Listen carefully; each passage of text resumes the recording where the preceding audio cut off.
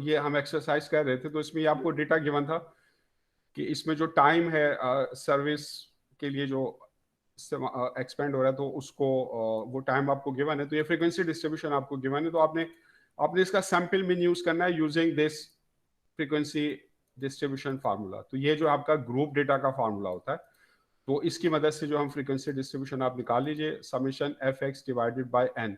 सही है। अच्छा, और पार्ट बी में जो है compute this sample mean using the coding method. अब आपने कोडिंग मेथड से जो है वो इसका सैंपल मीन निकालना है, और इसमें आपको बता रहे हैं कि आप जीरो कोड देंगे 79 क्लास को। तो ये जो क्लास है 70 और 79 वाली, इसको आप कोड देंगे जीरो। तो इससे जो बैकवर्ड क्लासेस है उनके कोड क्या होंगे, -1, -2, -3, -3 -4, -5, और इससे जो फॉरवर्ड क्लासेस उनके कोड होंगे 1, 1 2, 2 3, 4, 3 5। सही है।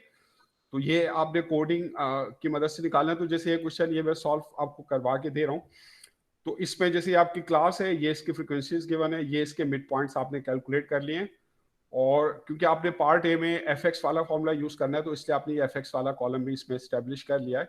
अब आ जाए कोडिंग हम करते हैं। तो कोडिंग में आपसे कह रहा था जो 79 वाली क्लास है इसको आप कोड दें जीरो, इसको हमने कोड दे दिया जीरो।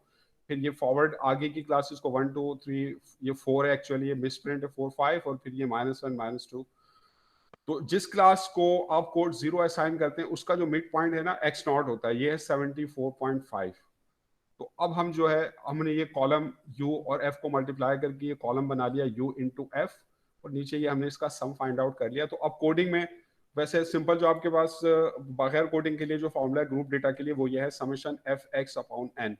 तो इसमें जो समेशन एफ एक्स है वो उसकी वैल्यू आपने पुट कर दी, total number of values summation f है आपके पास n 143। तो ये आपको जो है एवरेज टाइम मिल गया फॉर सर्विस 61.0035 सेकंड्स पर कस्टमर। ठीक है।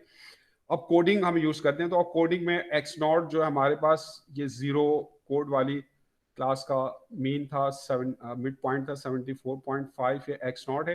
क्लास की जो विथ है अगर आप देखें 100 और 109, इस क्लास का साइज क्या होगा, 10 होगा। ठीक है ना। तो ये क्लास का साइज डब्ल्यू किसी भी क्लास से निकाल लें आप, 109 -100 +1, तो ये क्लास का साइज 10 आ गया। समेशन u इंटू एफ वाला कॉलम है, ये x गलत है, ये f है, ये आपके पास वैल्यू आ गई -193 और डिवाइडेड बाय n। तो इस तरीके से आप किसी भी तरीके से आप वैल्यू निकालेंगे एवरेज सेम आपका निकलेगा। ठीक है।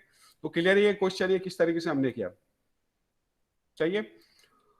तो ये जो वेबसाइट मैंने आपको अनाउंसमेंट में भी बता दी है, अब वहां पे जाएंगे आपको सारा मटेरियल मिल जाएगा। आज का जो लेक्चर है और आज का जो वीडियो लेक्चर है वो भी वहां पर अपलोड होगा, तो मैं आपको मैसेज कर दूंगा अनाउंसमेंट पे, तो फिर आप वो वेबसाइट पे जाके आपको सारी चीजें, सारा मटेरियल आपको वहीं से मिलेगा। तो ये फर्स्ट टाइप का हमने अर्थमेटिक मीन जो है वो स्टडी किया है।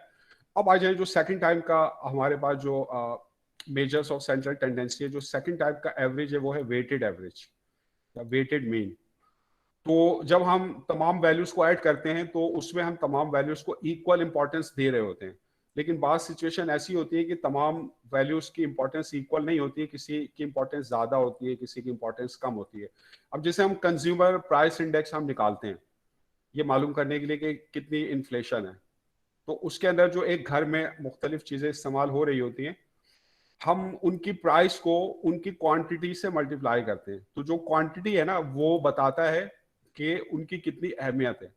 वहां पे जो क्वांटिटीज होती है ना वो उनकी इंपॉर्टेंस को मेजर करने के लिए यूज की जाती है। तो जिस चीज की अहमियत ज्यादा होगी उसकी क्वांटिटी ज्यादा इस्तेमाल होगी। अब जैसे टी है, चाय है, और आपके पास आटा है, तो आपके फ्लोर जो है उसकी क्वांटिटी ज्यादा इस्तेमाल होती है बनिस्बत टी के। तो किसी भी कोई भी आपके पास जो घर में आप आइटम यूज करते हैं तो उसकी जो इंपॉर्टेंस है that is measured by its weight, और उसकी जो इंपॉर्टेंस है वो is determined by the amount you consume, we consume in a month. ठीक है। तो हम वेटेड मीन कब यूज करते हैं, जब हमारे पास जो डिफरेंट वैल्यूज हो उनकी रिलेटिव इंपॉर्टेंस हमने फाइंड आउट करनी हो, कि किसी की इंपॉर्टेंस कम है, किसी की इंपॉर्टेंस ज्यादा है। जब हम तमाम वैल्यूज को सिंपली ऐड कर लेते हैं जो कि हम अनवेटेड मीन में करते हैं, तो उसमें हम सबको इक्वल इंपॉर्टेंस दे रहे होते हैं। लेकिन पास सिचुएशन ऐसी होती है जिसमें ऐसा नहीं होता, जैसे कंज्यूमर प्राइस इंडेक्स में तो हर आइटम की अपनी अहमियत होती है, जो उसकी जो भी आप क्वांटिटी कंज्यूम कर रहे हैं उससे मेजर की जाती है। तो वेट्स जो होते हैं वो इंपॉर्टेंस को मेजर करते हैं। तो importance is measured by weights. तो हम क्या करते हैं, कोई भी क्वांटिटी है, कोई भी वैल्यू एक्स, पहले हम उसको उसकी इंपॉर्टेंस से मेजर करेंगे, यानी उसको उसके वेट से मल्टीप्लाई करके सम ले लेंगे और नीचे हम डिवाइड कर देंगे सम ऑफ ऑल वेट्स। तो ये आपके पास जो है वेटेड मीन का फार्मूला है। तो अगर आपने वेटेड मीन फाइंड आउट करना हो तो इस फॉर्मूले से फाइंड आउट करना है। तो इसमें एक्स बार का मतलब तो ये मीन है, और डब्ल्यू हम लगा रहे हैं शो करने के लिए कि ये आपके पास वेटेड मीन है। तो एक्स बार डब्ल्यू जो है symbol for the weighted mean है। इसमें डब्ल्यू जो है वो weight assign to each observation है। हर ऑब्जर्वेशन को आप जो वेट असाइन करते हैं उसकी इंपॉर्टेंस को मेजर करने के लिए वो वेट है उसका डब्ल्यू, और डब्ल्यू इंटू एक्स जो है ये तमाम एलिमेंट्स को उसके वेट से मल्टीप्लाई करके हमने सम किया है, और नीचे समेशन ऑफ डब्ल्यू क्या, sum of all of the weights. ठीक है ना। तो ये आपके पास जो है फार्मूला है। अब जैसे आप इसके एक एक्सरसाइज करते हैं तो उसमें आप ये फार्मूला क्लियर हो जाएगा, उसमें हम यूज करते हैं एक्सरसाइज 3.3 है, तो एप्लीकेशन है। तो a professor has decided to use a weighted average in figuring out final grades for his students। तो जो होमवर्क एवरेज है इट विल काउंट फॉर 20%। 20% जो है ये होमवर्क का वेट है, ये इसकी इंपॉर्टेंस है। ये 20/100 है, मतलब ये 0.2 है। ठीक है। और जो मिड टर्म होगा वो 25% जो है वो वेट उसको देंगे हम फाइनल को 35%, और टर्म पेपर को 10%, और क्विज़ेस को हम 10%। तो इस तरह से हर वैल्यू के वेट जो है वो असाइन कर दिए। तो फ्रॉम द फॉलोइंग डेटा, ये डेटा आपको गिवन है, compute the final average for the 5 students in the seminar. 5 students हर एक के आपको homework, quizzes, paper, mid term और फाइनल में आपको स्कोर बताए हुए हैं। तो आपने इनका जो है एवरेज निकालना है, एवरेज स्कोर हर स्टूडेंट का। तो अब यहाँ पे क्योंकि वेट डिफरेंट है हर चीज के, हर वैल्यू के, हर आइटम के, तो यहाँ पर हम वेटेड मीन यूज करेंगे। तो अब जैसे स्टूडेंट 1 है, इसका वेटेड मीन हम किस तरह निकाल रहे हैं, तो जैसे होमवर्क में इसके 85 मार्क्स है, इसको मल्टीप्लाई करें इसके वेट से, प्लस ये हम क्या कर रहे हैं, समेशन डब्ल्यू इंटू एक्स, यानी हर वैल्यू को उसके वेट से हम मल्टीप्लाई कर रहे हैं और डिवाइड कर रहे हैं सम ऑफ ऑल दी वेट्स। तो होमवर्क का वेट 20% 0.2 से मल्टीप्लाई कर दिया, और आपके पास जो क्विजेज हैं प्लस क्विज 89, इसको 10% वेट दिया, 0.1 से मल्टीप्लाई कर दिया। पेपर का 10% है, 94 को 10 से मल्टीप्लाई किया। तो हर स्टूडेंट्स के लिए हमने ऐसा किया कि उसके हर एग्जाम्स में जो स्कोर है उनको वेट से मल्टीप्लाई करके, अब जब आप डिवाइड करेंगे ना सम ऑफ ऑल वेट्स, तो वो आपके पास क्या होगा, 1। तो इस वजह से 1 से डिवाइड करेंगे तो यही आपको एक्सप्रेशन मिलेगा। तो ये इनके वेटेड एवरेज आ गया स्टूडेंट्स के। ठीक है ना। तो हमने ये फॉर्मूला यूज करके summation W into x divided by summation W, इसकी वजह से हर स्टूडेंट्स का जो वेटेड एवरेज स्कोर है वो फाइंड आउट किया है। ठीक है, क्लियर है यहाँ तक बात, या इसमें कोई प्रॉब्लम है? सर तो सम ऑफ वेट्स हमेशा 1 ही होगा? नहीं, जरूरी नहीं है, इस केस में 1 है क्योंकि ये परसेंटेज में है। तो फ्रैक्शन में जब हम परसेंटेज को लेते हैं तो उसका सम आपके पास क्या आता है, 1 आता है। दूसरे प्रॉब्लम में जरूरी नहीं है कि 1 हो, वो कुछ भी हो सकता है। It depends on the context. ठीक है। तो ये हमने अर्थमेटिक मीन को हमने पढ़ लिया। ये जो पहली टाइप का मीन है हमारे पास वो यहाँ पे ये खत्म हो गया है, और दूसरी टाइप का भी खत्म हो गया वेटेड मीन। तो अब हम देखते हैं सर जो आपने मतलब पहले स्टूडेंट का निकाला है, जितने भी स्टूडेंट्स का निकाला है उन सबको आप ऐड करके फिर उससे वेट से डिवाइड करेंगे ना? जी, तमाम हर वैल्यू को उसके वेट से मल्टीप्लाई करके ऐड कर लेंगे। ये समेशन डब्ल्यू एक्स हो गया आपके पास, ये न्यूमरेटर की टर्म हो गई, और divided by sum of all weights. ठीक है। तो अब हम देखते हैं जो अर्थमेटिक मीन है इसके एडवांटेजेस क्या है और इसके डिसएडवांटेजेस क्या है। तो पहली चीज तो ये है जो अर्थमेटिक मीन है it is intuitively clear and easy to grasp. तो इसको समझना आसान है, और इंट्यूशनली भी हम इसको आसानी से समझ सकते हैं कि जो सेंट्रल वैल्यू है वो हम किस तरीके से कैलकुलेट करते हैं। तो ये इसका पहला एडवांटेज है। अच्छा, दूसरा एडवांटेज है कि every data set has a mean. कोई भी डेटा सेट होता है, हर डेटा सेट का कोई ना कोई अर्थमेटिक मीन होगा। तो इसको आप हर न्यूमेरिकल डेटा सेट के लिए यूज कर सकते हैं। ऑब्वियसली हम इसको जो non numerical categorical data set है उसके लिए हम यूज नहीं कर सकते। हम कलर्स को ऐड नहीं कर सकते कि रेड प्लस ब्लू। हाँ, अगर हमको कोई कोड दे दें तो वो अलग चीज है, लेकिन जनरली जो हमारे पास अर्थमेटिक मीन है वो हम न्यूमेरिकल डेटा के लिए यूज करते हैं। डेटा की टाइप्स मैंने आपको बताई थी तो वो आपको मालूम होनी चाहिए। तो ये सेकंड इसका एडवांटेज है। थर्ड है कि ये यूनिक होता है, यानी हर data set has one and only one mean. कोई भी डेटा सेट है उसका एक यूनिक अर्थमेटिक मीन होगा। तो ये भी इसकी एक इंपॉर्टेंस है, एक एडवांटेज है आपके पास। और जो फोर्थ एडवांटेज है कि mean is useful for performing statistical procedures. आमतौर पर जो आप आगे जब आप एडवांस स्टैटिस्टिक्स पढ़ेंगे, स्टैटिस्टिकल इन्फ्रेंस आप पढ़ेंगे, सैम्पलिंग पढ़ेंगे, एस्टिमेशन पढ़ेंगे, हाइपोथेसिस टेस्टिंग पढ़ेंगे, डिसीजन थ्योरी पढ़ेंगे, जो पिछली क्लास में मैंने आपको बताया था उनका क्या मतलब है। तो जो हायर स्टैटिस्टिकल प्रोसीजर्स होते हैं उनमें हम मीन को यूज करते हैं, वो बहुत ज्यादा यूजफुल होता है। जनरली जो सेवरल डेटा सेट्स होते हैं उनके मीन्स को कंपेयर करके हम फर्दर अपनी स्टैटिस्टिकल एनालिसिस करते हैं। तो क्योंकि ये एडवांस स्टैटिस्टिकल एनालिसिस में ज्यादा यूज होता है, तो एक एडवांटेज ये भी है अरिथमेटिक मीन का। अच्छा, और फिफ्थ एडवांटेज ये है क्योंकि आप जब इसका फॉर्मूला यूज करते हैं X bar summation X divided by N, आप तमाम वैल्यूज को ऐड कर रहे हैं, तो it takes into account each value. तो इसमें हर वैल्यू जो है वो कंसीडर होती है, कोई वैल्यू ऐसी नहीं है कि जो हम कंसीडर ना करते हो। तो it takes into account each value, तो इस वजह से भी ये इंपॉर्टेंट है, ये इसका एडवांटेज है कि हर वैल्यू का जो इफेक्ट है वो जो है वो शामिल हो जाता है मीन को कैलकुलेट करने में। ठीक है। अच्छा, लेकिन इसमें अब इसमें एक डिसवांटेज कह लें इसमें कि अगर फर्ज करें आपके पास जो है 3 पीपल है, 2 लोग हैं आपके पास, एक की सैलरी 10,000 है, एक की सैलरी 20,000 है। तो जनरली जैसे लोगों की सैलरी करीब करीब है, तो ये मीन सैलरी आपने निकाली है 15,000। तो ये जो मीन सैलरी है जो ज्यादातर लोगों की सैलरी है उसको रिप्रेजेंट कर रही है। लेकिन फर्ज करें आपके पास कोई आउटलायर आ जाए, कोई ऐसी वैल्यू आ जाए जो बहुत या तो लार्ज है बहुत स्मॉल है, which is very beyond the ordinary value. जैसे फर्ज करें कि 3 पर्सन, एक की सैलरी 10,000, एक की 20,000, अब एक शख्स की सैलरी 150,000 है। तो अगर आप मीन सैलरी निकालेंगे, इन तीनों सैलरीज को ऐड करके 3 से डिवाइड कर देंगे, तो मीन सैलरी आपके पास आ जाएगी 60,000। तो अब देखें, अब इसमें जो आपके पास 2 अफराद हैं उनकी सैलरी तो इससे बहुत ही ज्यादा कम है, बल्कि ये जो 60,000 है ये 10,000 का 6 टाइम्स है। तो हम ये कह रहे हैं कि जो 3 अफराद है ऑन द एवरेज इनको जो पर मंथ सैलरी मिल रही है 60,000 है, जो कि जो 10,000 वाला शख्स है उसके लिए तो ये बहुत ही ज्यादा आउट ऑफ द वे बात है, क्योंकि ये जो सैलरी है उसकी 6 टाइम्स है। और जो 150,000 वाला पीपल है, ये उसकी सैलरी उसके हाफ से भी कम है।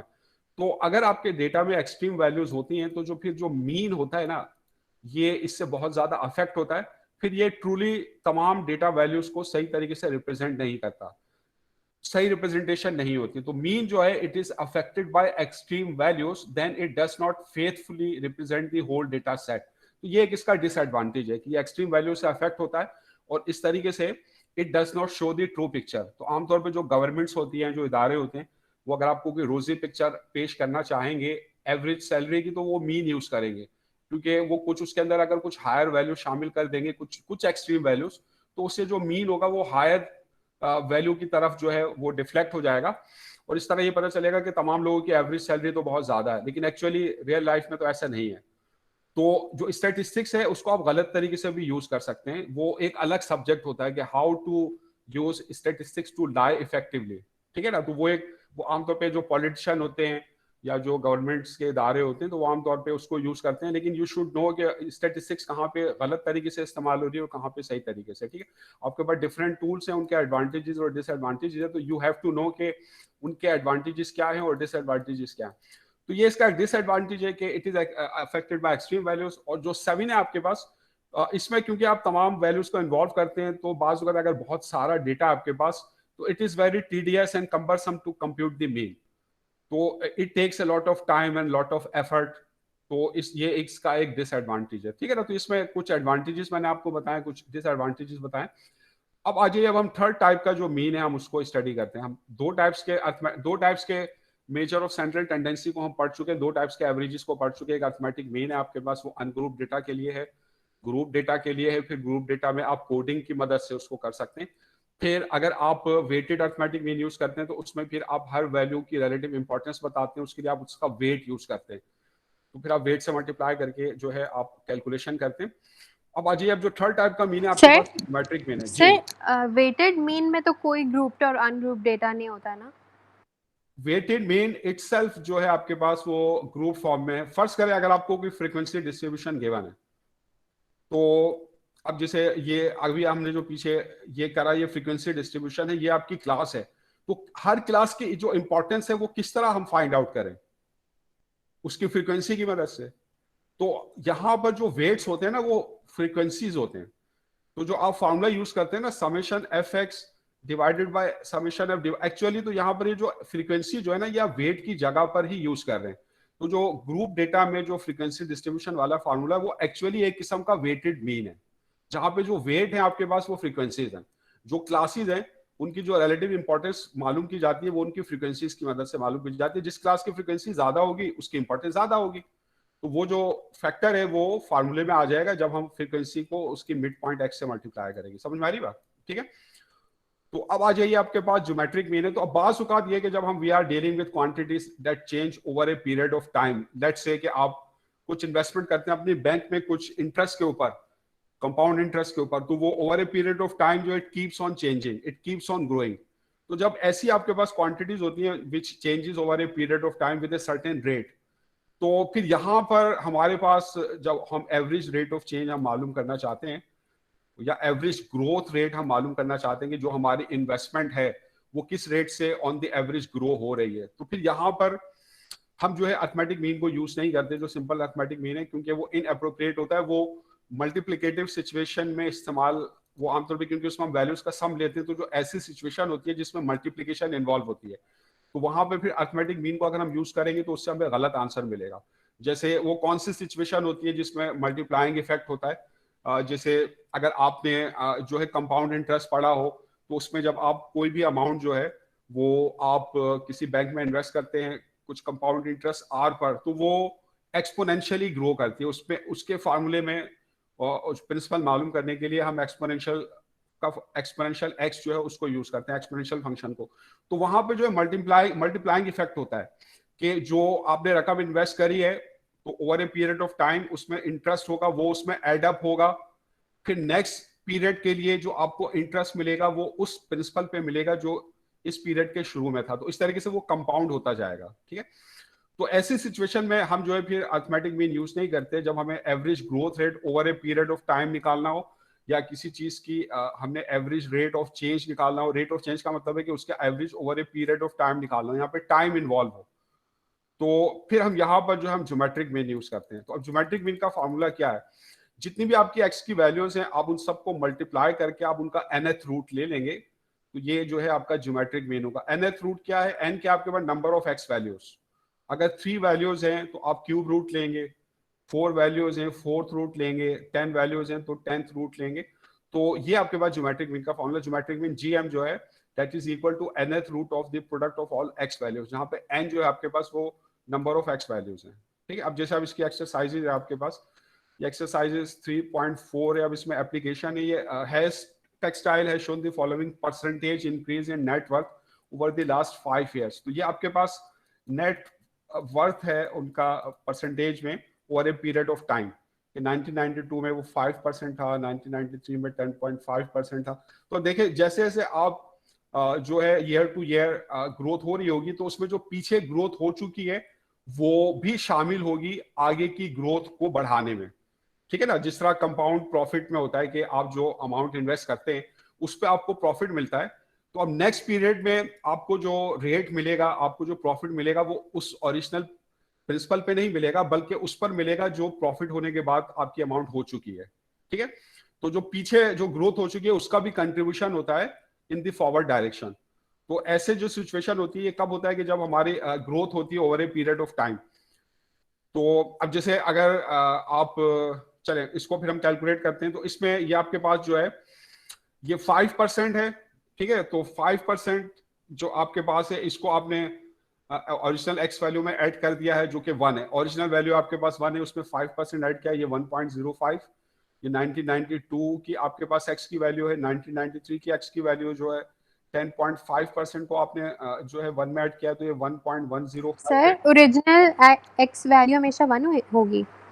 जो हमारे पास एक्स की जो वैल्यू है उसको हम 1 लेंगे क्योंकि यहाँ पे परसेंटेज में बता रहे हैं। जैसे 5% है तो 5% ऑफ व्हाट, जब कोई वैल्यू गिवन नहीं होती तो हम उसको क्या लेते हैं 1। ठीक है। तो सर मतलब अगर परसेंटेजेस में गिवन है तो हम हमेशा फिर 1 में ऐड करते जाएंगे। सर यहाँ पे तो इंक्रीज हो रहा है इस वजह से हम 1 अज्यूम कर रहे हैं ना, और डिक्रीज से भी हम मतलब 1 के रिलेटिव से ही देखेंगे इंक्रीज और डिक्रीज को। अगर डिक्रीज हो रहा होगा तो 5% उसमें से माइनस कर देंगे। जैसे 1 का 5% डिक्रीज हो रहा है तो 1 माइनस तो 0.95 हो जाएगा, 0.95 होगा। ठीक है। तो अगर आपके पास अगर आप इंक्रीज के लिए फॉर इंक्रीज जो है आपके पास, तो 1992 में आपके पास जो वैल्यू एक्स की है वो आपके पास कितनी होगी 1 + 5%। ठीक है ना, तो ये आपके पास होगा 1.05, ठीक है ना, ये आपके पास 1992 में। फिर अगर आप इसी तरीके से 1993 में लेंगे तो 1993 में जो आपके पास x की वैल्यू होगी वो आपके पास होगी 1 + 10.5%, और परसेंटेज को आप डेसिमल में कन्वर्ट करके इसमें ऐड कर लेंगे तो ये 1.105 आ जाएगा, ठीक है ना। तो इस तरीके से जो है ये बाकी 1994 की 1.09 है, 9% ऐड किया है 1 में, 1995 की 1.06 है, ठीक है। इंक्रीज में आप बढ़ा ऐड कर रहे हैं, डिक्रीज होता तो फिर आप माइनस करते। तो अब सर ज्योमेट्रिक डिक्रीज कैसे, मतलब माइनस में होगी परसेंटेज? तो हाँ, अगर परसेंटेज माइनस में नहीं होगी, परसेंटेज को जो आप डिक्रीज करेंगे तो वो माइनस में करेंगे। जैसे अगर फर्ज करें ये डिक्रीज ही हो रही होती वैल्यू, 5% डिक्रीज हो रही होती है 1992 में, तो उसकी एक्स की वैल्यू फिर आप किस तरह निकालते हैं, 1 - 5%, सही है। तो जैसे मतलब सर क्वेश्चन में लिखा हुआ है ना कि जो टेक्सटाइल है उसकी परसेंटेज इंक्रीज, अच्छा सही।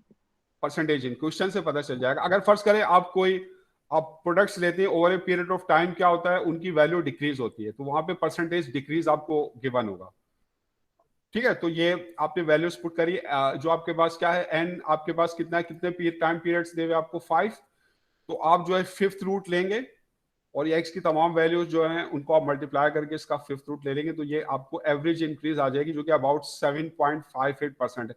अब एवरेज इंक्रीज किस तरह आएगी, ये ज्योमेट्रिक मीन है, इसके अंदर जो ओरिजिनल वैल्यू है वो इंक्लूड है, उसको अगर आप निकाल दें 1 को, तो ये जो बाकी जो बच रहा है ना 0.758, ये आपको बता रहा है कि एवरेज इंक्रीज कितना है, दैट इज तकरीबन 7.58% है, सही है।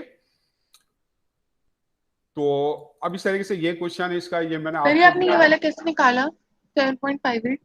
7.5 देखे, इसके अंदर जो आपकी जो एक्चुअल वैल्यू आ गई है, एक्चुअल वैल्यू जो है आपके पास कितना 1.0758, ठीक है ना। तो इसमें अगर आप एवरेज परसेंटेज इंक्रीज निकालें, एवरेज परसेंटेज इंक्रीज, वो आप किस तरह निकालेंगे, जो आपकी एक्चुअल वैल्यू 1.078 इसमें से माइनस कर देंगे ओरिजिनल वैल्यू, ओरिजिनल वैल्यू क्या होगी 1, तो हो जाएगा 0.78758, ठीक है ना। तो ये तकरीबन आपके पास कितना आ जाएगा, ये आपके पास आ जाएगा 7.58%, अगर आप इसको परसेंटेज में रिप्रेजेंट कर रहे हैं, सही है। इस तरीके से जो है ये आपकी जो है कैलकुलेशन हो जाएगी। अब इसके अंदर ये जो 323 है, ये इसी तरह ज्योमेट्रिक मीन का क्वेश्चन है, इसको आप पढ़िएगा, ये मैं आप पे छोड़ रहा हूँ, इसको आप खुद कीजिएगा, ठीक है।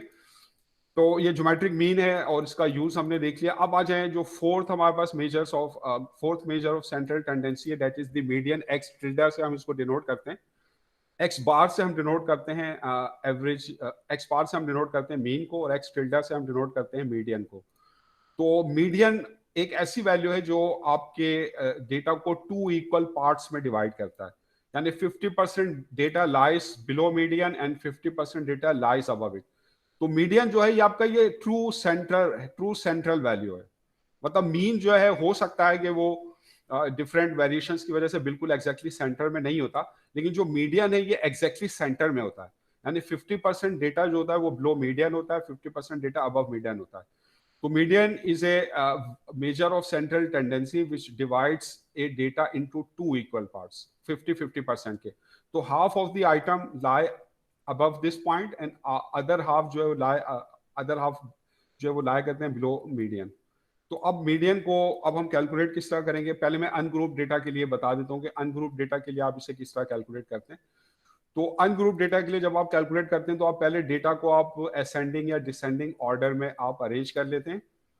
फिर उसके बाद जो मीडियन है आपके पास वो क्योंकि सेंट्रल वैल्यू है, तो सेंट्रल वैल्यू का नंबर किस तरह मिलेगा, एन जो है टोटल नंबर ऑफ वैल्यूज है, इसमें अगर हम 1 ऐड करके 2 से डिवाइड कर देंगे तो ये हमें सेंट्रल वैल्यू मिल जाएगी। तो ये जो सेंट्रल वैल्यू है डेटा एरे में ये आपका मीडियन है, यानी जो n+1/2 नंबर का डेटा है ये जो है आपका मीडियन है। जैसे फर्स्ट करें अगर ऑड नंबर ऑफ वैल्यूज हैं 10, 20, 30, 40, 50, मैंने इनको असेंडिंग ऑर्डर में अरेंज किया है, तो इसके अंदर 5 वैल्यूज हैं। तो अब अगर आप मीडियन के लिए ये सॉल्व करेंगे कौन सी वैल्यू जो है आपके पास वो मीडियन होगी, तो n+1/2 को सॉल्व कर लेंगे, 5+1/2, 6/2 थर्ड, जो थर्ड वैल्यू है आपके पास ये मीडियन है। तो मीडियन जो आपके पास वो 30 है, ठीक है, तो मीडियन इज 30। तो ये तो ऑड नंबर ऑफ वैल्यूज के लिए। अगर ऑड नंबर ऑफ वैल्यूज हैं तो there is a single central value, वो मीडियन है आपके पास। और अगर आपके पास इवन नंबर ऑफ वैल्यूज है तो देयर आर 2 सेंट्रल वैल्यूज। जैसे ये इवन नंबर ऑफ वैल्यूज है, 6 वैल्यूज है, 2 सेंट्रल वैल्यूज 30 और 40 है। तो अब अगर आप मीडियन मालूम करने के लिए उसका नंबर मालूम करेंगे n+1/2 को सॉल्व करके, तो ये 6+1/2, ये 7/2, ये 3.5 आएगा। तो जो 3.5 वैल्यू है, 3.5 वैल्यू का मतलब है जो थर्ड और फोर्थ वैल्यू के सेंटर में। तो आपका जो मीडियन है ना वो बिटवीन 30 एंड 40 है।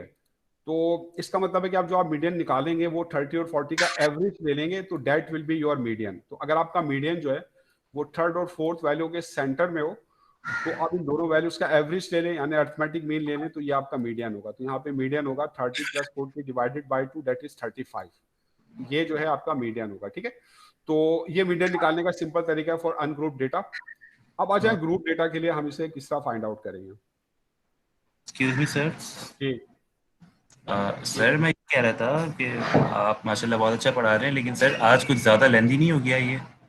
जी सर, एक साथ एक ही दिन में बहुत सारी मुश्किल हो जाएगी। ये जो आपकी जो चीजें हैं ना, मुझे मालूम है कि ये चीजें आप पहले भी किसी हद तक स्टैटिस्टिक्स वगैरह में अगर आपने कोर्स का ये पढ़ चुके हैं, और इसके अंदर कोई अभी तक ऐसी चीज नहीं आई है कि बहुत ज्यादा मुश्किल हो।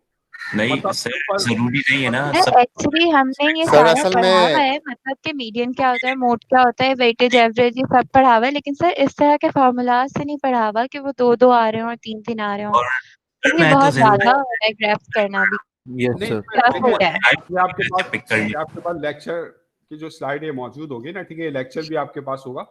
आप इसको दोबारा गो थ्रू कर लीजिएगा। यहाँ पे अभी आपने सिर्फ समझना है, आपने सिर्फ कंसंट्रेट करना है। बाद में आप इसको दोबारा गो थ्रू करें, आपको समझ में नहीं आया सर यू आर राइट, लेकिन आप बिल्कुल सर सही कह रहे हैं। कर लेंगे। पर ये ग्राफ्स करना भी थोड़ा डिफिकल्ट हो रहा है, बिकॉज अभी सारी चीजें एकदम से इंटरमिक्स हो रही हैं। फिर तब हम स्लाइड्स खोल के बैठेंगे, हम कंफ्यूज हो जाएंगे। मिक्स करें। मैं आपको जो है समझने पे आप समझें, चीजों को आप समझें। जो भी कॉन्सेप्ट है ना, हर कॉन्सेप्ट की अपनी एक इम्पोर्टेंस है। आपके वो सारे कॉन्सेप्ट समझ आ गया है, फ्रीक्वेंसी डिस्ट्रीब्यूशन समझ आ गई है, आपके वो जो डेटा थे, हमने जो सारे ग्राफ्स पढ़े वो समझ आ गए, सिमेट्रिक ग्राफ्स क्या होते हैं। लेकिन सर ये जब से डेटा शुरू है ना, अरिथमेटिक डेटा और ये वो, उसके बाद तो सर ये थोड़ा डिफिकल्ट हो रहा है इसको करना। कौन सा टॉपिक और- आपको difficult- कहाँ से लग रहा है डिफिकल्ट? कौन से टॉपिक से आपको मुश्किल लग रही है? बहुत सारे डिफिकल्ट topics नहीं, हमारे एक्चुअली साथ मिक्स हो रहा है। सारे टॉपिक्स आपस में मिक्स हो रहे हैं। ये हम कंटिन्यूस सर 3 देखिए, घंटे की क्लास दोबारा- लेना और फिर स्ट्रेस हो रहा है, फिर इतने सारे टॉपिक्स आपने कवर करा दिया आज। तो कहने का मकसद ये था कि मतलब इस वीक इस सेशन के लिए सर बहुत बहुत ज्यादा हो चुका है ये ना। तो अगर आप थोड़ा सा अगर आप अपनी कोर्स आउटलाइन देखें ना, कोर्स आउटलाइन के अंदर सेकंड वीक के अंदर हमने जो मेजर्स ऑफ सेंट्रल टेंडेंसी है ना, इसको हमने यहाँ तक ही पढ़ना था, ये उसके अंदर इंक्लूड है। अगर आपको समझ में नहीं आ रहा, आप दोबारा मुझसे पूछ लें, ठीक है ना। लेकिन देखिए, क्लास के अंदर अगर समझ में नहीं आ रहा वो दूसरी बात है। मैं आपको, आप 100 दफ़ा पूछेंगे, मैं आपको 100 दफ़ा समझा दूंगा, ठीक है ना। लेकिन देखिए, आप स्टूडेंट है, स्टूडेंट का काम ही पढ़ना है, ठीक है। और मैं टीचर हूँ, तो अब अगर मैं फर्ज करें मैं अपनी रिस्पॉन्सिबिलिटी को सही तरीके से पूरा नहीं करूँगा, तो इसमें आपका नुकसान है। बीइंग ए स्टूडेंट, आपको जो काम करना है ना, अगर आप उसको सही तरीके से नहीं करेंगे, इसमें मेरा नुकसान नहीं है, इसमें आप ही का नुकसान है। इसके अंदर ये सारी चीज़ें जो हैं, आपके पास एग्जाम्पल्स हैं, क्वेश्चन हैं, ये सब जो आपके पास लेक्चर है वहाँ पे अपलोड हो जाएगा। वहाँ से आप इसको उतार के दोबारा गो थ्रू कर लीजिएगा। इसका आपको वीडियो लेक्चर मिल जाएगा, उसको आप दोबारा देख लीजिएगा। तो आपने सारे जो कॉन्सेप्ट्स हैं ना, उनको आपने ऑर्गेनाइज करके रखना है। कि अब देखें, डिफरेंट टाइप्स के जो हम मीन्स पढ़ रहे हैं और उनको हम यूज़ कर रहे हैं, तो आपने खुद से ये करना है कि जो क्वेश्चंस मैं आपको दे रहा हूँ ना, इसके अंदर प्रैक्टिस के लिए, वो आप करें। और जो क्वेश्चन मैं करवा चुका हूँ वो भी आप खुद से करें। अगर आप कहीं पे फंसते हैं तो आप देखेंगे वहाँ पे आगे सॉल्यूशन किस तरह होगा, ठीक है। तो इसके अंदर मतलब आपका जो पूरा कोर्स है ये रिलेटिवली जो है बहुत ही सिंपल है। इसमें कोई इतनी ज़्यादा कैलकुलेशन नहीं है। थोड़े बहुत ज़्यादा फार्मूला आप कह सकते हैं प्रोबेबिलिटी और प्रोबेबिलिटी डिस्ट्रीब्यूशन वाले पार्ट में है, जहाँ पे थोड़े आपको ज़्यादा फार्मूला इस्तेमाल करने पड़ेंगे, लेकिन वहाँ पे भी अच्छा सर, आप असाइनमेंट्स और क्विज़ेस देना कब से शुरू करेंगे हमें? मैं आपका जो 4th वीक है ना, मैं आपको असाइनमेंट तो 3rd वीक के अंदर मैं दे दूंगा, यानी नेक्स्ट वीक में। और आपका जो क्विज होगा ना वो 4th वीक में होगा, सही है। कोर्स सर में आप पढ़ लेते हो। जो आप दें वो फर्स्ट आर्ली एग्जाम से रिलेटेड दीजिएगा। देखिए असाइनमेंट जो आपका होगा ना और जो क्विजेज आपके होंगे वो सब इसी पर बेस करते होंगे कि आप आगे जो एग्जाम्स थे मिड टर्म और फाइनल वो उसी तरीके के, वो क्वेश्चन भी उसी तरीके के, आप उसकी आपको तैयारी हो जाए। तो जो पैटर्न क्विज का होगा और जो पैटर्न आपके असाइनमेंट्स का होगा तो उसी तरह का पैटर्न आपके मिड टर्म में और क्विज फाइनल में फॉलो होगा। सही है? तो मैंने शायद आपको क्विज का पैटर्न बता दिया था, क्विज का पैटर्न बता दिया था ना मैंने आपको, या नहीं बताया था? जी सर आपने बताया था। तो फिर सर मैं ये कह दोबारा रहा बता था देता हूँ। सर ये जो आप एग्जांपल जिस तरह इसमें करवा रहे हैं इसी टाइप के क्वेश्चंस होंगे? हाँ इसी टाइप के क्वेश्चन होंगे, और जो मैं एक्सरसाइजेज आपको दे रहा हूँ करने के लिए, इसी कोई चीज ऐसी नहीं होगी जो आपने पढ़ी भी ना हो। बात समझ आ रही है? कोई चीज ऐसी नहीं होगी जो आपने पढ़ी भी ना हो, सब चीजें जो आप पढ़ रहे हैं वही चीजें शामिल होगी। आपकी अंडरस्टैंडिंग चेक होगी, अगर आपकी अंडरस्टैंडिंग है तो फिर आप उसको कर लेंगे, फिगर आउट कर लेंगे, वो तो उसको पढ़े ना। अगर आपको आता है तो आप कर सकते हो, अगर नहीं आता तो वो मुश्किल है। ठीक है ना? सर फिर अटेंडेंस ले लें। सर आप अभी एक उसमें दफा अभी आपको टाइम है इसका आपके बता पास। दें पैटर्न, आप जो कह रहे जी। हैं कोई इसका पैटर्न बता दें।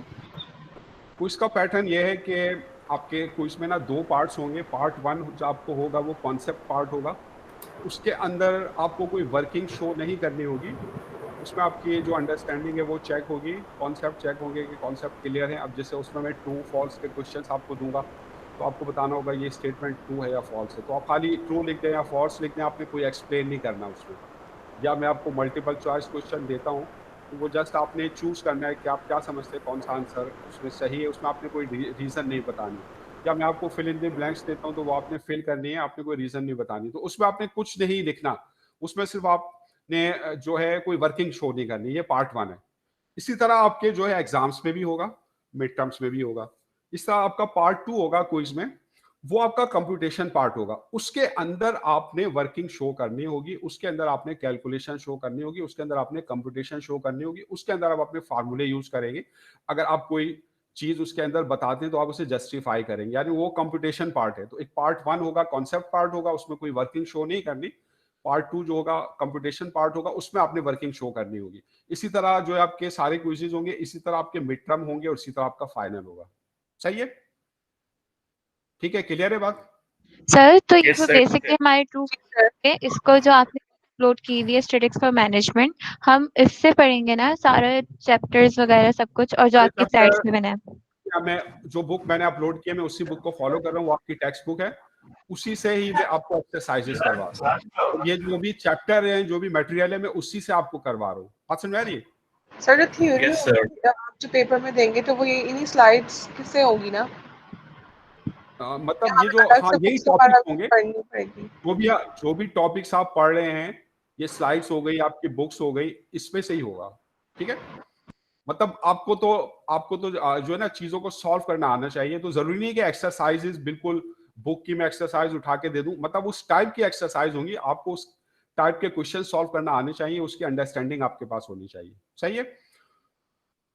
तो ये मीडियन आप समझ गए, मीडियन क्या होता है? Yes sir. तो मीडियन आपके पास वो वैल्यू है जो आपके डेटा सेट को 2 इक्वल पार्ट्स में डिवाइड करता है। ये ट्रू सेंट्रल वैल्यू है, ये at the right middle of the data set जो है ये लाई करता है। तो आप इसको मालूम किस तरह करते हैं? अगर आपके पास अनग्रुप डेटा है तो अगर नंबर ऑफ वैल्यूज ऑड हैं तो जो सेंटर में वैल्यू है उसका नंबर क्या होगा? n+1/2।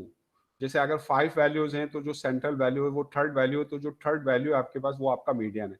तो पहले आप डेटा को असेंडिंग या डिसेंडिंग ऑर्डर में अरेंज कर लें, फिर उसकी सेंट्रल वैल्यू फाइंड आउट कर ले। अब अगर ऑड नंबर ऑफ वैल्यूज है तो there is a one central value, वो मीडियन है। और अगर इवन नंबर ऑफ वैल्यूज है तो देयर आर 2 सेंट्रल वैल्यूज। तो अगर 2 सेंट्रल वैल्यूज हैं, आप उनका मीन ले लेंगे तो that will be your median. सही है? तो ये तो अनग्रुप डेटा के लिए जो है हमारे पास फार्मूला है। अब आ जाए ग्रुप डेटा के लिए जो फार्मूला है मीडियन का, तो मीडियन m टिल्डा से जो है मैं मीडियन को शो कर रहा हूं। तो ये जो सैंपल मीडियन है ऑफ ग्रुप डेटा का सैंपल मीडियन है। तो इसको हम किस तरह निकालते हैं? यानी अगर आपके पास फ्रीक्वेंसी डिस्ट्रीब्यूशन है तो आप उससे जो है मीडियन किस तरह निकालते हैं? तो जैसे मिसाल के तौर पे फर्ज करें कि ये जो है आप, अच्छा पहले मैं अनग्रुप डेटा की आपको एक्सरसाइजेस करवा दूं, फिर उसके बाद ग्रुप डेटा पर आएंगे। अभी हम अनग्रुप डेटा के ऊपर ही हैं। अनग्रुप डेटा की हम एक्सरसाइजेस करते हैं। ये एक्सरसाइजेस एक्सरसाइज 3.5 है आपके पास।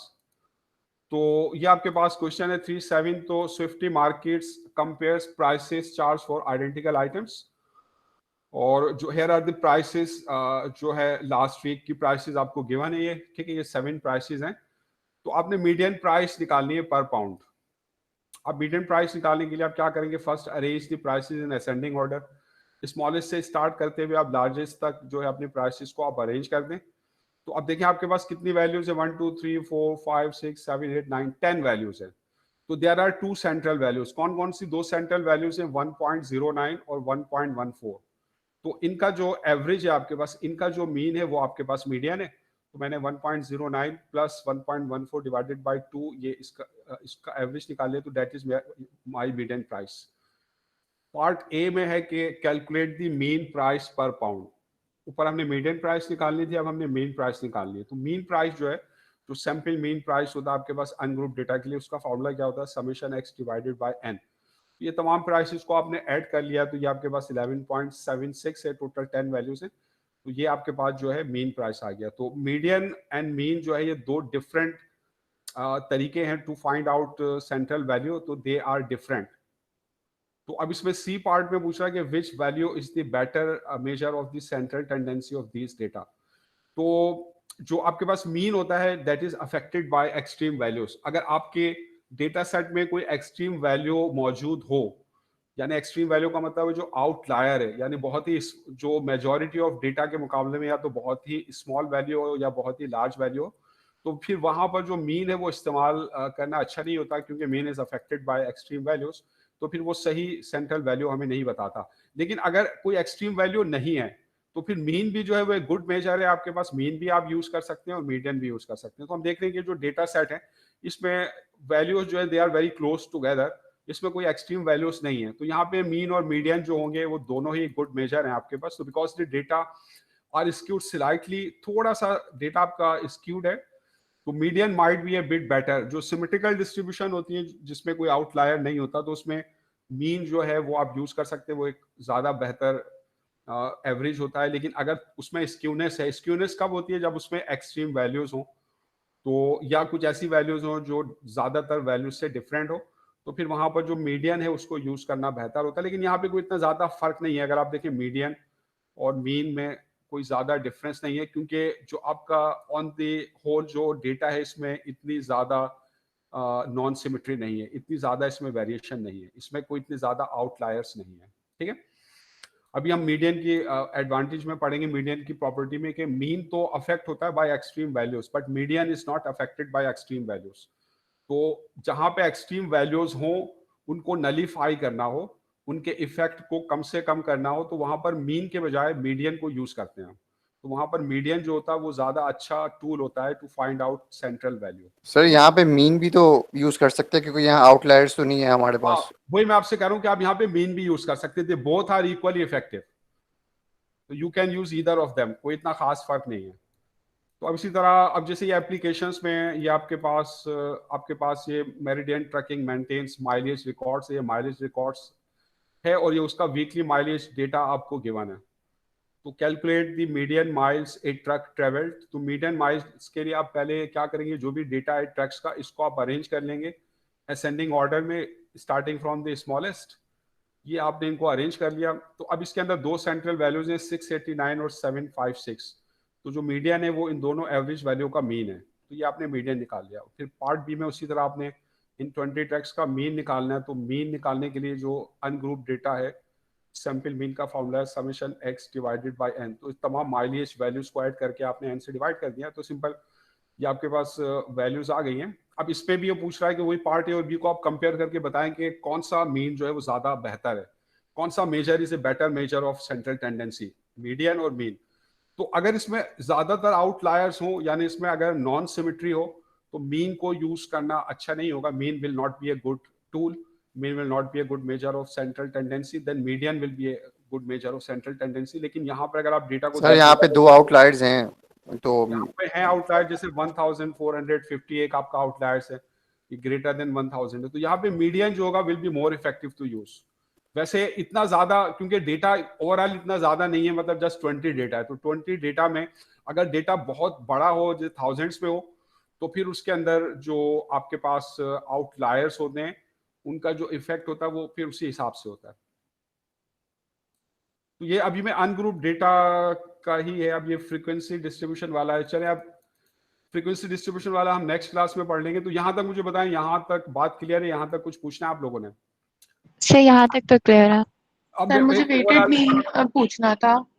हाँ बताइए वेटेड सर मीन में क्या? वेटेड मीन में जो आपने वो एग्जांपल करवाई है, जी जी वो सर मुझे नहीं समझ में आ रही कि मतलब आपने उसको मल्टीप्लाई तो करवा दिया है एफ जी जी। को और फ्रीक्वेंसी को उससे, लेकिन जो है उसके बाद फिर आपने क्या मतलब डिवाइड भी करवाना है उसको? अच्छा, अब उसमें डिवाइड हम करते हैं तो उसमें क्योंकि जो सम ऑफ ऑल वेट्स था वो दैट इज इक्वल टू 1, तो इसलिए सर उसमें कैसे पता लगा कि sum of all weights is equal to 1? आपको जो वेट आपको गिवन है वो क्या गिवन थे? परसेंटेजेस में गिवन थे ना, कि आपके पास होमवर्क का जो एवरेज आपके पास ये देखें, ये होमवर्क का एवरेज विल काउंट 20%, तो ये आपके पास है W1 है 0.2, सही है।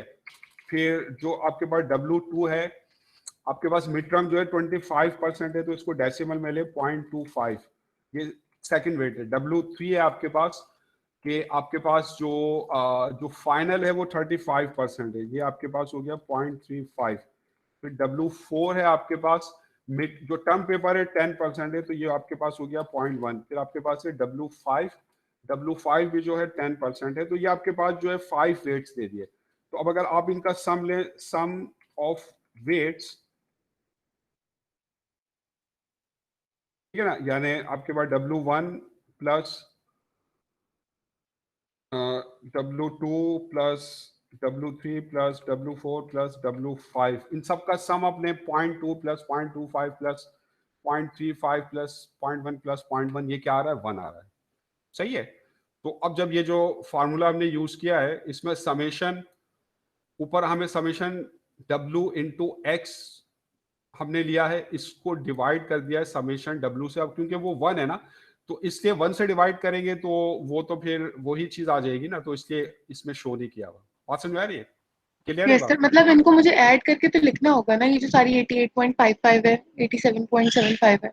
हाँ, तो ये देखें ना, ये ऐड करके तो लिखा हुआ ना, ये क्या है? ये W1 को मल्टीप्लाई किया है x से, यानी नहीं सर, मैं पूछ रही हूँ मतलब वर्टिकली तो नहीं ऐड करना होगा ना उसके बाद?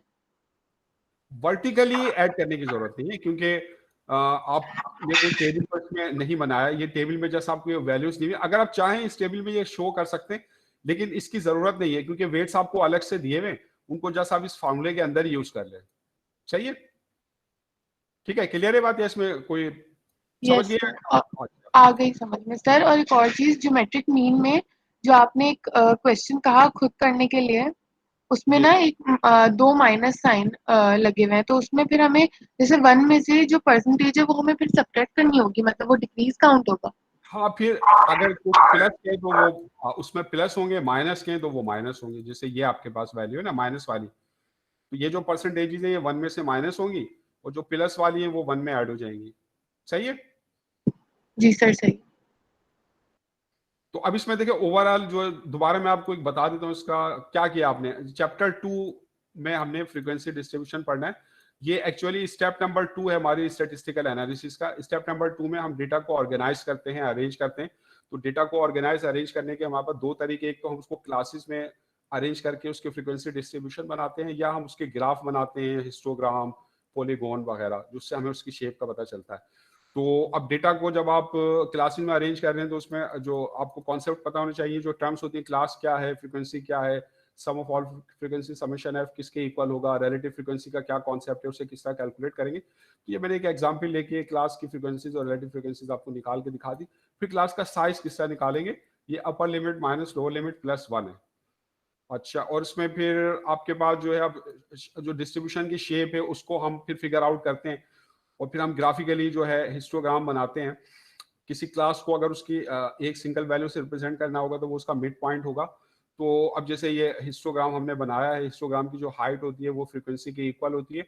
अगर हम जो है हर बार के टॉप मिड पॉइंट को ज्वाइन करते हैं स्ट्रेट लाइन से, तो ये हमें एक पॉलीगॉन मिल जाता है। ये इसमें कॉर्नर्स होती है, स्मूथ नहीं होता।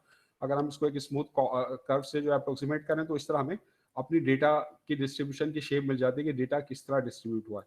तो इस तरह डिफरेंट टाइप्स की शेप्स आपको मिल सकती हैं डेटा की, जैसे कुछ मैंने आपको शेप्स दिखाई हैं। अब इसमें इंपॉर्टेंट चीज़ ये होती है कि ये सिमेट्रिकल है या नहीं। तो जो आपके पास जो हमारा स्टैंडर्ड है सिमेट्रिकल डिस्ट्रीब्यूशन का, वो बेल शेप्ड कर्व है। और फिर हम स्क्यूनेस को डिफाइन करते हैं। Skewness is a measure of departure from symmetry. फिर अब दो टाइप्स की स्क्यूनेस है, पॉजिटिव राइट स्क्यूड या नेगेटिव लेफ्ट स्क्यूड। तो फिर ये किस टाइप के डेटा को शो करता है और उसको आप किस तरह जो है आप शेप से जो है आप डेटा के बारे में क्या बता सकते हैं, ये मैंने आपको बताया। फिर डिफरेंट टाइप्स की मैंने आपको जो है शेप्स दिखाई हैं, और उसमें यूनी मॉडल भी है, एक मॉड वाली, पाई मॉडल भी है, दो मॉड वाली भी हैं, और सिमेट्रिकल भी हैं, स्क्यूड राइट भी है, स्क्यूड लेफ्ट भी हैं। फिर अब हम जो इम्पोर्टेंट मेन टॉपिक हम उस पर आ गए कि अब जो है हम जो डेटा है उसका सेंट्रल पॉइंट हम किस तरह मेजर करें। तो एक तो डेटा का सेंट्रल पॉइंट हमने मेजर करना है और डेटा का स्प्रेड मेजर करना है। तो अब इसमें पहले जो है हम मेजर करते हैं डेटा के सेंट्रल पॉइंट को। इसमें हम कर्टोसिस को भी डिफाइन करते हैं। मेजर ऑफ पीकेडनेस है, जो फ्लैट कर्व होगा उसकी कर्टोसिस पीकेडनेस कम होगी। तो अब फिर इसमें कुछ बेसिक एक्सरसाइजेस थे जो आपकी अंडरस्टैंडिंग को चेक करते हैं कि आप शेप की मदद से जो है डेटा की क्वालिटीज को, उसकी प्रॉपर्टीज को समझ सकते हैं। तो अब ये मेजर्स ऑफ सेंट्रल टेंडेंसी, किसी भी डेटा की सेंट्रल वैल्यू को डिफरेंट तरीकों से मेजर करते हैं। तो ये 5 मेरे पास मेथड है, 5 डिफरेंट टूल्स हैं, 5 डिफरेंट तरीके हैं, 5 डिफरेंट फार्मूले हैं सेंट्रल वैल्यू को मेजर करने के। तो इसमें अर्थमेटिक मीन हम पढ़ेंगे, ये पढ़ लिया हमने, दी वेटेड मीन पढ़ लिया, ज्योमेट्रिक मीन पढ़ लिया, दी मीडियन अभी ये थोड़ा रहता है, नेक्स्ट क्लास में फिर मीडियन और मॉड को हम कंप्लीट करेंगे। तो अर्थमेटिक मीन जो है आपके पास ये सबसे ज्यादा इस्तेमाल होने वाला एवरेज है। तो अनग्रुप डेटा के लिए अगर आपने पॉपुलेशन अर्थमेटिक मीन निकालना हो उसका फार्मूला है, और ग्रुप डेटा और अगर अनग्रुप डेटा में सैंपल का अर्थमेटिक मीन निकालना हो तो उसका फार्मूला है। फिर मैंने आपको इसके कुछ एग्जांपल्स करवाई हैं। अच्छा, अब अगर आप ग्रुप डेटा है यानी फ्रीक्वेंसी डिस्ट्रीब्यूशन है, तो फिर वहां से हम मीन सैंपल मीन किस तरह निकालेंगे, तो फिर उसका फार्मूला मैंने बताया, और फिर मैंने उसकी कुछ एग्जांपल्स जो है आपको करवाई है। ठीक है, ये एग्जांपल्स आपने कर लिए। ये अनग्रुप डेटा के लिए भी है और फिर आपके पास ग्रुप डेटा के लिए भी है। फिर उसके बाद मैंने आपको समेशन की प्रॉपर्टीज बताएं, क्योंकि आगे हम इनको यूज करेंगे। ये 3 प्रॉपर्टीज हैं आपके पास। फिर मैंने आपको कि जो आपके पास ग्रुप डेटा में अगर आप अर्थमेटिक मीन निकालें तो कैलकुलेशन को आसान करने के लिए, कंप्यूटेशन को सिंप्लीफाई करने के लिए हम उसमें कोडिंग को इस्तेमाल करते हैं। तो कोडिंग में हम ये करते हैं किसी एक क्लास के मिड पॉइंट को हम 0 कोड असाइन कर देते हैं। फिर उससे अबव या राइट हैंड साइड पर क्लासेस को 1 2 3 पॉजिटिव कोड असाइन करते हैं, और उसके लेफ्ट या बिलो हम नेगेटिव कोड। इसका कंप्यूटेशन आसान हो जाती है। तो फिर इसमें ये फार्मूला हमने यूज किया, इसमें जो डिफरेंट टर्म्स या सिंबल्स हैं उनके मतलब मैंने आपको समझाया। फिर इसका एक क्वेश्चन मैंने आपको करवाया कि ये कोडिंग से आप किस तरह करेंगे।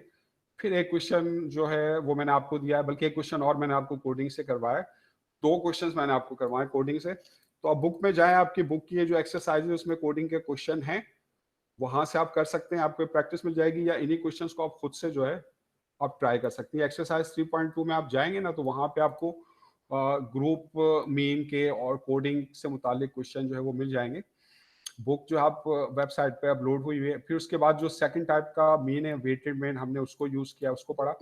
ये हम उस वक्त यूज करते हैं जब हमें हर वैल्यू की रिलेटिव इंपॉर्टेंस को यूज करना हो। तो हम इंपॉर्टेंस को मेजर करते हैं बाय वेट्स। तो हम वेट्स को हर वैल्यू से मल्टीप्लाई करके सम कर लेते हैं और उसको डिवाइड कर देते हैं सम ऑफ ऑल वेट्स। तो इस तरह हमें वेटेड मीन मिल जाता है। तो फिर इसकी मैंने आपको एक एग्जांपल करवाई है, और फिर इसी एक्सरसाइज में आप जाएंगे तो ये आपको और इसके क्वेश्चंस मिल जाएंगे। फिर उसमें मैंने आपको बताया कि अर्थमेटिक मीन के एडवांटेजेस और डिसएडवांटेजेस क्या हैं। 5 एडवांटेजेस हैं और 2 डिसएडवांटेजेस हैं जो मैंने आपको समझाएं। फिर मैंने आपको बताया कि ज्योमेट्रिक मीन कब यूज करते हैं, किन सिचुएशंस में हम ज्योमेट्रिक मीन यूज करते हैं और इसका फार्मूला क्या है। फिर मैंने आपको एक एग्जाम्पल करवाई है ज्योमेट्रिक मीन की किस तरह करेंगे, और फिर एक आपको दी एक्सरसाइज में आपको और मिलेगी। फिर जो मैंने आपको मीडियन के बारे में बताया कि जो मीडियन है वो क्या होता है, इसको हम किस तरह कैलकुलेट करते हैं। अनग्रुप डेटा के लिए अभी मैंने आपको बताया, अनग्रुप डेटा के लिए आप मीडियन किस तरह निकालेंगे। अगर ऑड नंबर ऑफ वैल्यूज हैं तो जो सेंट्रल वैल्यू है वो मीडियन है, अगर इवन नंबर ऑफ वैल्यूज हैं तो 2 सेंट्रल वैल्यूज का जो मीन है आपके पास वो आपका जो है वो मीडियन है। ठीक है, फिर मैंने आपको इसकी कुछ एक्सरसाइजेस करवाई है कि अनग्रुप डेटा का मीन किस तरह निकालेंगे। अब नेक्स्ट क्लास में जो ग्रुप डेटा है हम उसका मीडियन निकालेंगे और फिर उसके क्वेश्चंस करेंगे। फिर हम मॉड को पढ़ेंगे अनग्रुप डेटा के लिए और ग्रुप डेटा के लिए, और फिर फाइनली आपकी जो मेजर ऑफ सेंट्रल टेंडेंसी है ये खत्म हो जाएगा। ठीक है ना। तो अब जो आपका फोर्थ आपके पास जो वीक होगा ना, उसमें मैं जो है आपका क्विज लूंगा तो आप इसको नोट डाउन कर लें कि 4th